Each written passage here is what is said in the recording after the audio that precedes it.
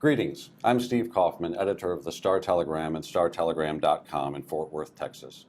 I'm joined today by Sarah Smith, an investigative reporter for the Star Telegram. We'd like to talk to you about a series of stories Sarah's been working on called Spirit of Fear. They focus on a pattern of sexual abuse and cover-ups among independent fundamental Baptist churches across the country. We wanted to take you behind the scenes to see how these stories were developed. Sarah, you've been working on this project for about 8 months. Talk about how it got started. Well, back in March, there were 2 arrests within about a week of each other at an independent fundamental Baptist church. And come to find out, their old pastor had had a history of sexual misconduct that the church covered up. As I started to interview more people from that church, they told me that there was this culture in which sexual misconduct allegations were discarded. And then their pastor got arrested for allegedly having known about the sexual abuse and not reporting it to police. And where did it go from there? You then developed, the more you reported on it, the more sources came forward, the more connections you made with people, not just, and that first church was here in Texas. This branched across the country. How did that happen? The pastor who got arrested in Texas for allegedly failing to report child abuse used to work at a church in Oklahoma. And former members started commenting on the story and posting it on their own Facebook pages, saying that similar incidents had occurred in their Oklahoma church. So I started reaching out to those people, who connected me to people at other independent fundamental Baptist churches across the country, and the network of sources snowballed from there. And talk a little bit about that network, if you will. These are independent churches by their very nature, that they operate as units unto themselves. They don't, like some of the major denominations, be it the Catholic Church, the Presbyterians, the Methodists, have a hierarchy above them. They operate within themselves, yet there's this connectivity. Yes, so there is no denominational structure, even loosely. However, they're all fairly interconnected thanks to Bible colleges such as Bob Jones University, Hyles-Anderson College, Pensacola Christian College, colleges that span from California to Indiana to South Carolina, and thanks to friendships that pastors make at these preaching conferences that they have. Pastors will often encourage their own Christian school students to go to their alma mater, which helps enhance the network further. So what's the pattern that you uncovered look like when, say, someone is accused of abuse within a church? It may be not widely held knowledge within the church, but what were some of the patterns you saw that developed?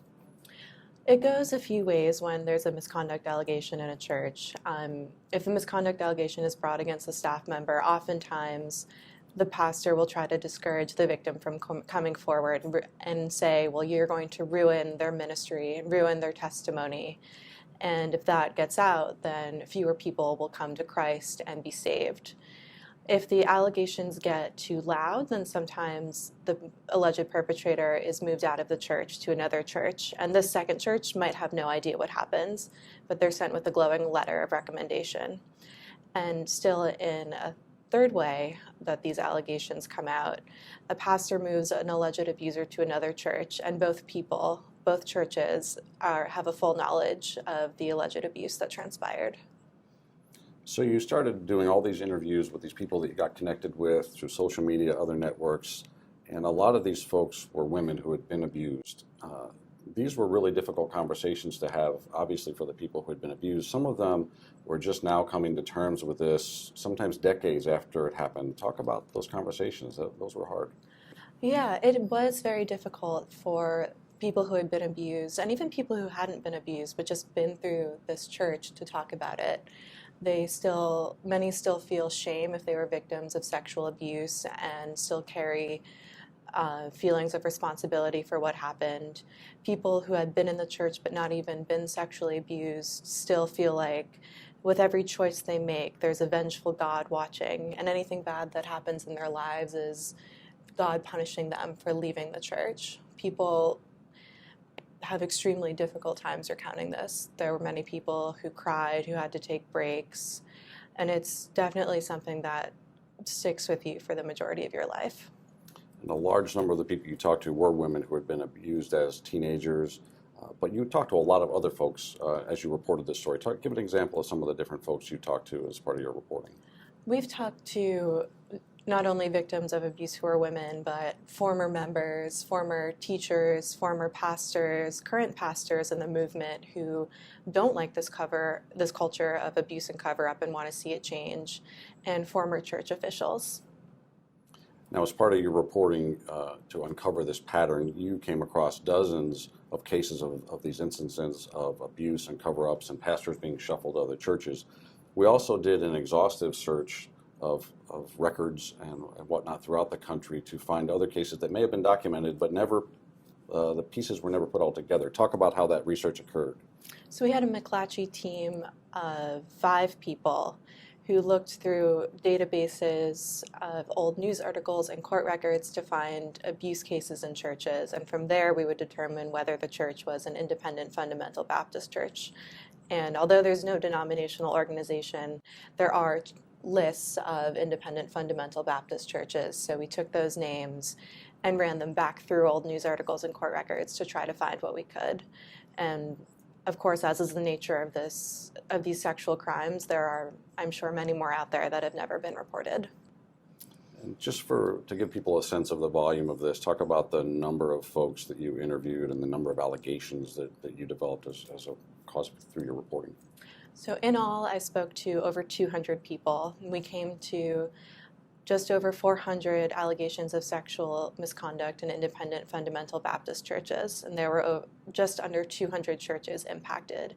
And these churches span 40 states, include Canada, and even places as far away as Japan.